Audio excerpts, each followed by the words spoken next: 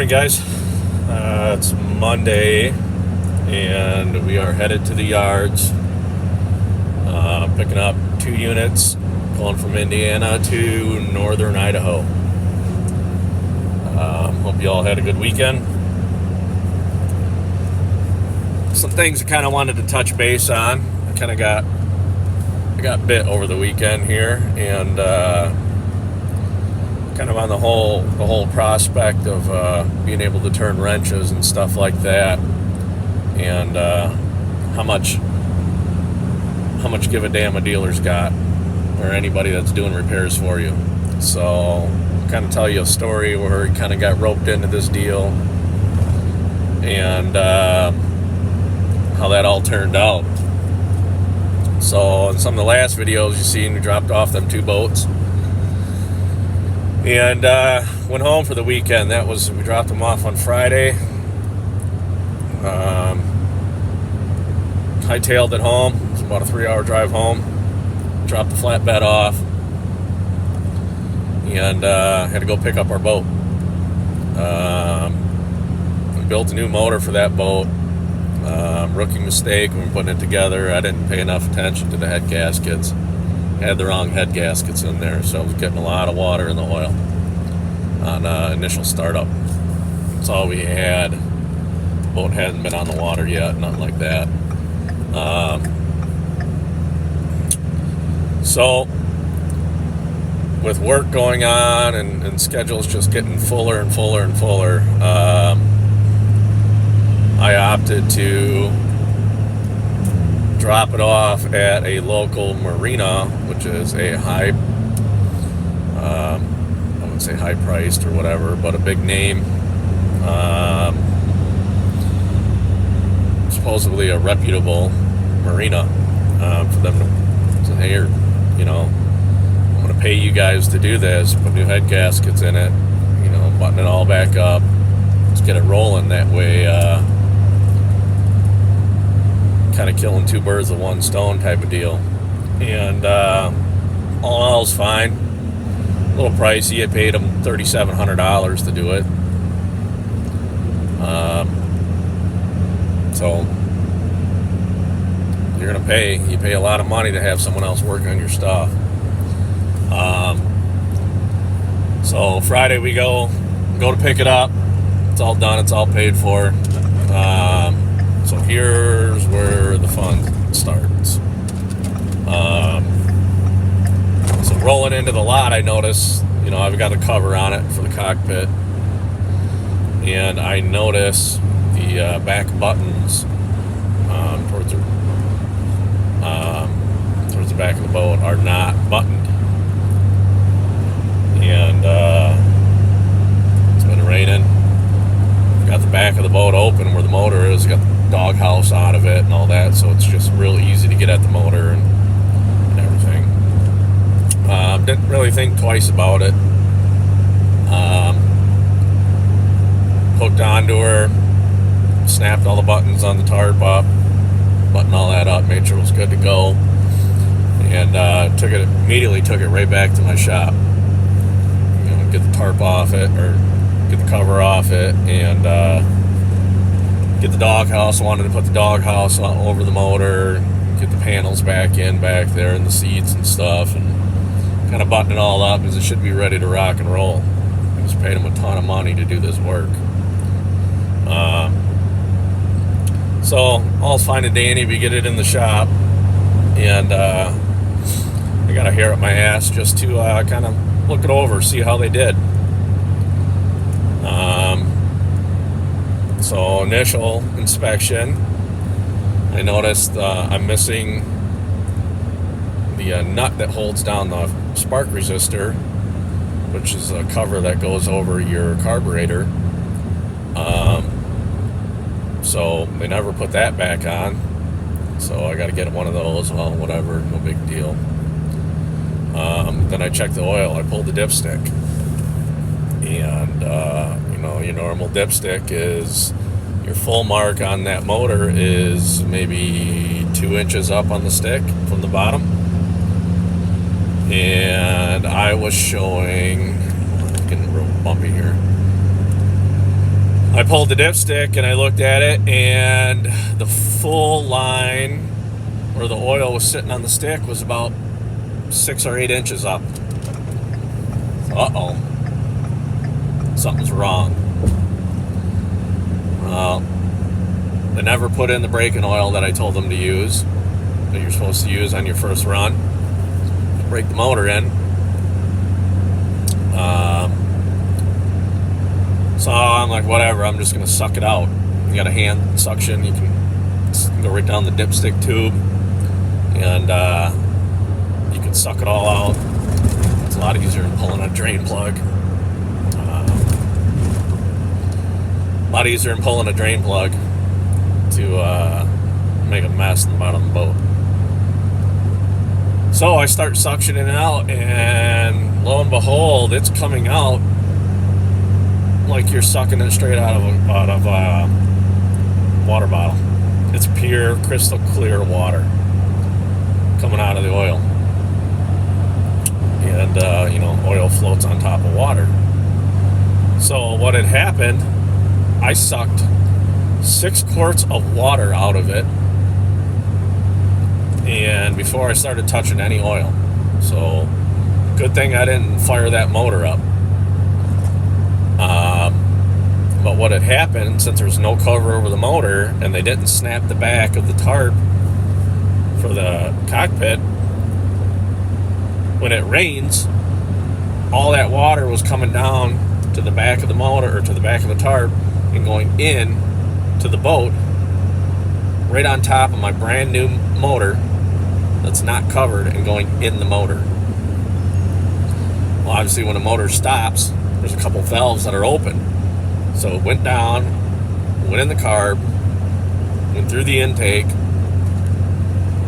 through the open valves, down into the crankcase, and just slowly filled that motor up, along with filling cylinders up too. So we had to pull all the spark plugs out, rotate the motor over, blow all the water out of the cylinders, and I kid you not, when I pulled the spark plugs out of the rear of the motor, water just started pouring out of the spark plug holes. So we got all that cleared out, put the spark plugs back in, and did the oil, put everything back together.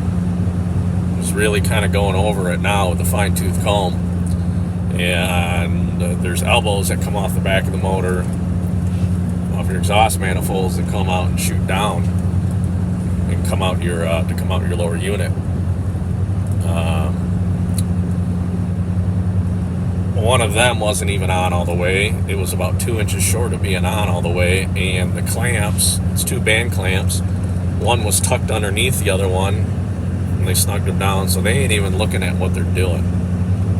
And this is a reputable marina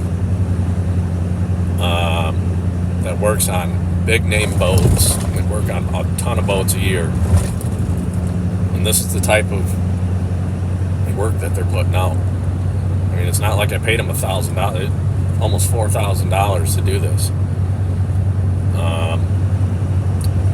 And I'm not, by no means am I picky. I mean, things happen, stuff like that. I understand things happen, but come on. That's a little ridiculous. So we fixed all that. Fired her up. She fired up. She kind of petered out after about 5 minutes of running, and had to drain all the fuel too now. A ton of water got in the fuel. I'm thinking that kind of went down the vent tube where the vent comes out for the gas tank on the back of the boat there. It's kind of a goofy setup. I don't like it. I can't blame them for that. So I drained the fuel, put fresh fuel in, started her up. She's running great. Just cool. So we took her out Saturday, kind of just running around the lake, trying to break the motor in, vary RPM, stuff like that.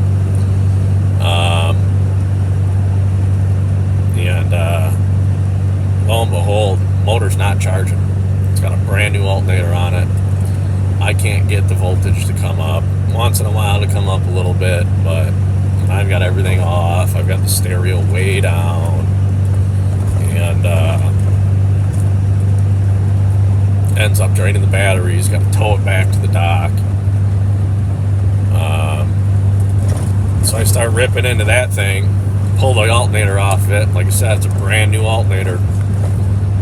And if you ever heard of getting junk parts out of the box, well, there's one of them right there. Threw it on the bench tested it, spun it on the drill with the voltmeter on the back, putting out 0.29 volts. Not even putting out 1 volt. So that's a little ridiculous. And if you want to ever hear the phrase, when it rains, it pours, I take off going to the store to get a new alternator for the boat.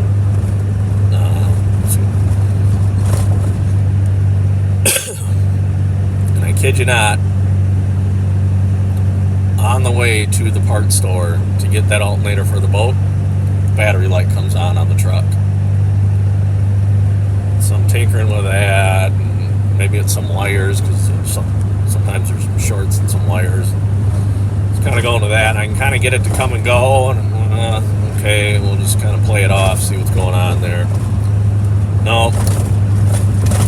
So we get the alternator back in the boat, get it going, that's charging,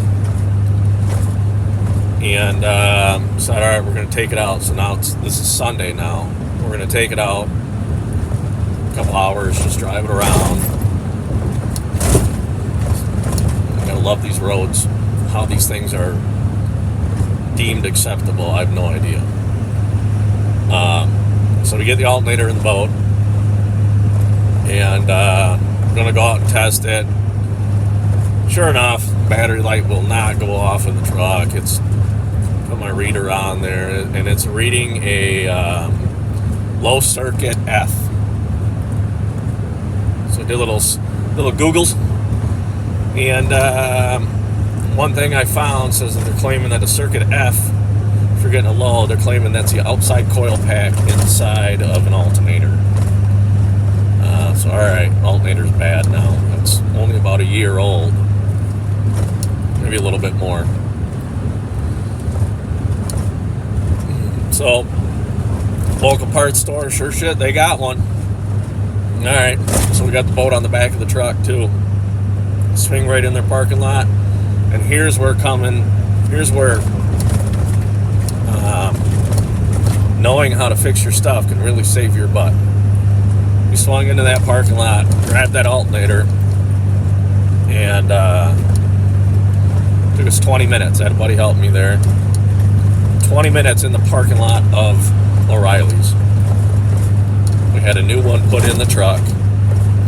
It's done. It's fixed. So, 20 minutes, truck's fixed. Alternator was a little expensive. It cost me about $300, but it's that old saying, when it rains, it pours. What is the likelihood that I'm replacing 2 alternators in the same day? So, be able to don't trust anybody's work. Be able to diagnose some stuff and fix some stuff on your own. It's going to save you in the long run. And we'll click off here and get back with you once we get in the yards here and get these things these trailers starting to load up. So, see you then.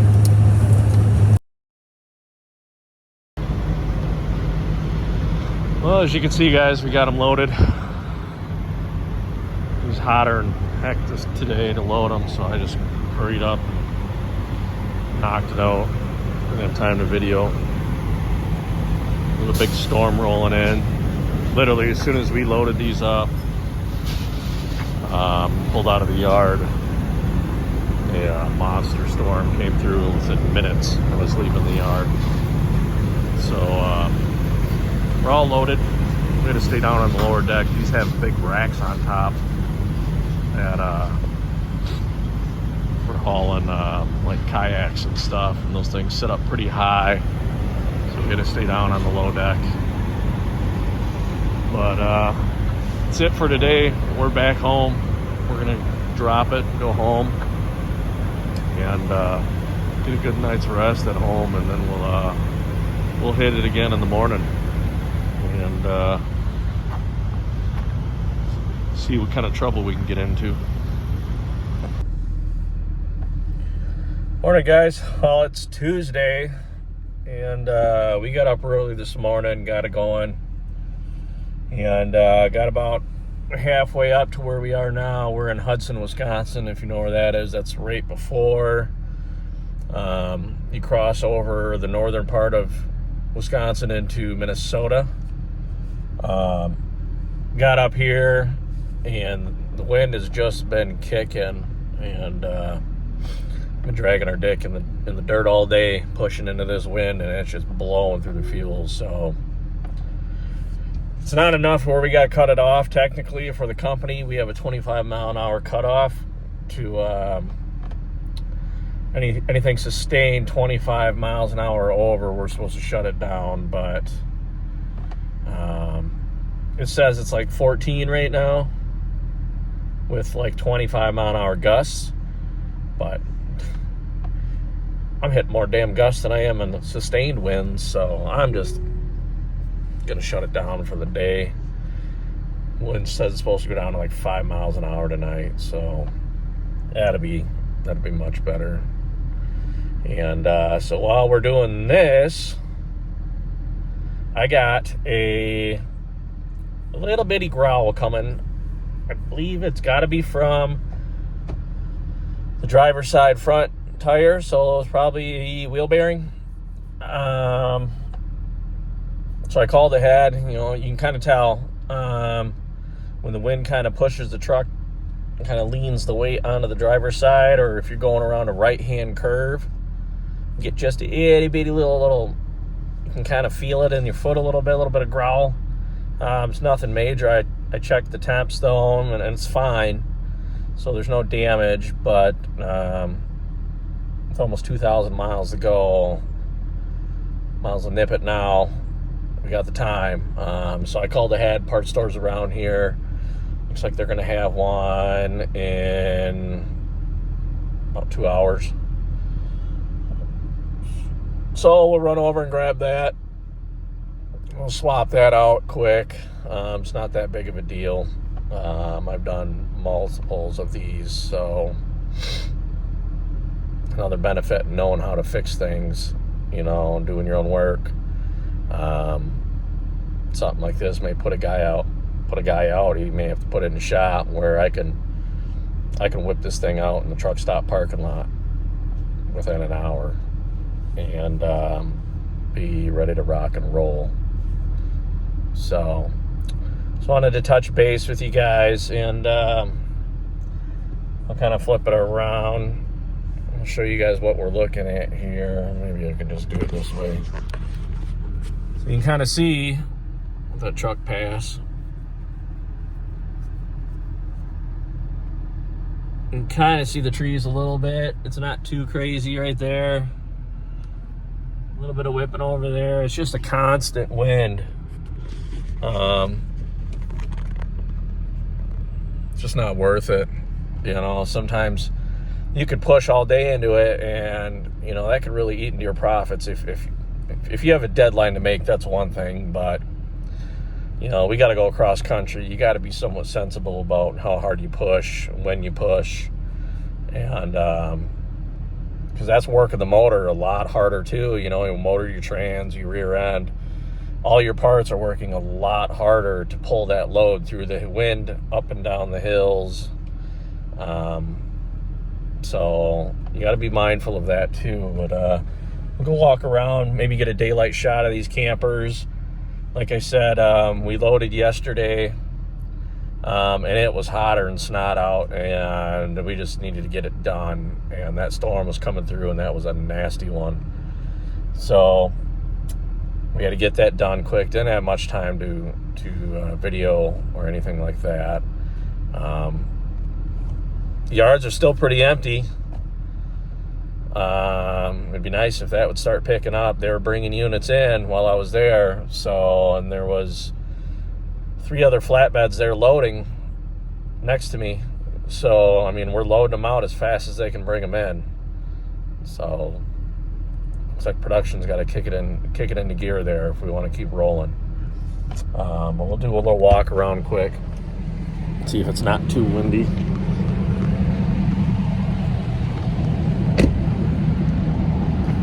Flip it around here for you guys.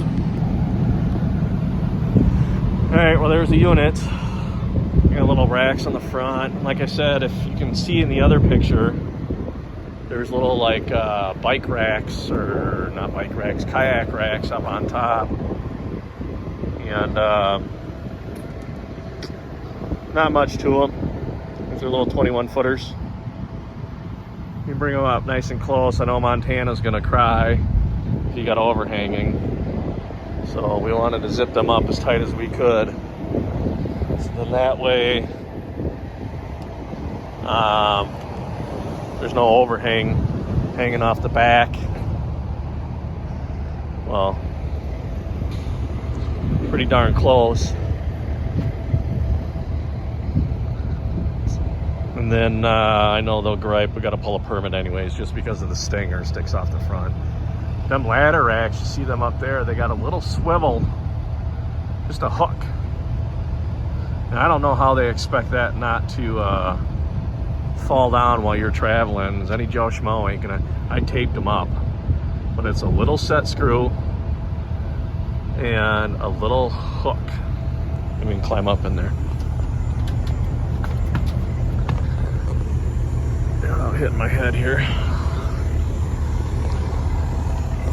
So they put a little screw on there. And that's all that's supposed to hold that thing up while you're driving down the road. Now tell me that's not going to bounce. That ladder is going to come swinging down and slam into here. It doesn't make any sense at all. So anybody who buys one of these is basically going to have to tape it up all the time until you want to use it. AKA when you want to go get your kayak done. So that's kind of a dumb design, if you ask me.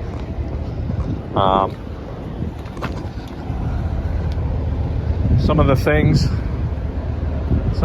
you got to watch for on these units too, what I noticed, I took pictures of these, is look at these jacks. Get a downward angle on it. See how crooked that is? Someone clearly got into these things. The other one's not that way. Both of these back ones on this are that way. I'll show you the other side. See, look at that one. That one's kicked too. So I clearly took pictures of those before I loaded it, but that's something you really want to look out for. I mean, there's a lot of small details on these things that here's the other one. I'll show you. That one didn't get nothing. There's a lot of small details on these things that'll get you in trouble if you don't catch them. And they act like it's driver fault. Well, most of the time it's not.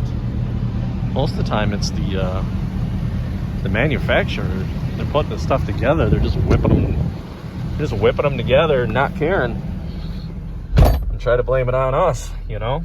So let me flip her around. So that's the units. But yeah, if you're getting into it, make sure you're taking good pictures.